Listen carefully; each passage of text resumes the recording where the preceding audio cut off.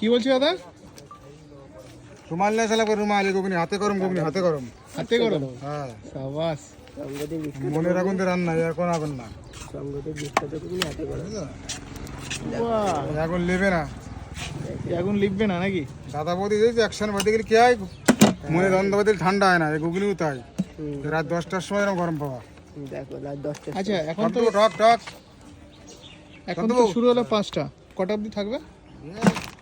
যত সময় মারা তত সময় তো মোটামুটি 8টা-9টা হয়ে যায়। হ্যাঁ